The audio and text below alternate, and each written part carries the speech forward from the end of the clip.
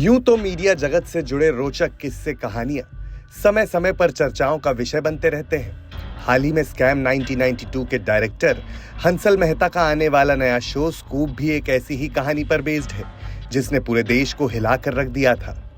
आपको बता दें कि मीडिया जगत की बहुचर्चित ज्योतिर्मय दे की हत्या पर बेस्ड इस शो स्कूप का हाल ही में रिलीज ट्रेलर दर्शकों के बीच काफी सुर्खियां बटोर रहा है। तो चलिए आपको उस रियल लाइफ मर्डर स्टोरी से रूबरू करवाते हैं जिस पर यह शो बेस्ड है।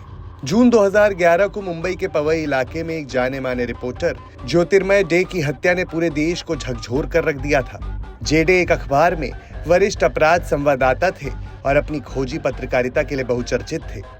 उनके द्वारा रिपोर्टेड अंडरवर्ल्ड से जुड़ी तमाम खबरें खूब चर्चा का विषय बनी रहती थी और उन्होंने अंडरवर्ल्ड से जुड़े तमाम खुलासे किए थे। रिपोर्ट्स के अनुसार 11 जून 2011 को कुछ अनजान हमलावरों ने दिन दहाड़े उन पर गोलियों की बरसात कर हत्या कर दी थी। इसके बाद पुलिस जांच के दौरान सामने आया सच और भी चौंका देने वाला था।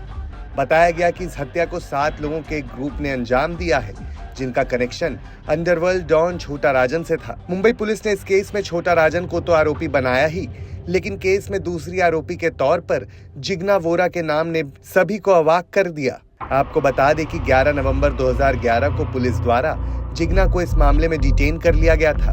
उन पर छोटा राजन को ज्योतिर्मय डे की डिटेल्स देने का गंभीर आरोप लगा था। इन डिटेल्स में डे के घर का पता और बाइक की नंबर प्लेट भी शामिल थी। इसके बाद फरवरी 2012 में जब मुंबई पुलिस ने चार्जशीट फाइल की तो जिग्ना को सख्त गाइडलाइंस के तहत चार्ज किया गया था। बाद में अपनी सफाई में जिग्ना ने कहा था कि सिर्फ इंटरव्यू अरेंज करने के लिए उन्होंने छोटा राजन को 3 बार कॉल किया था।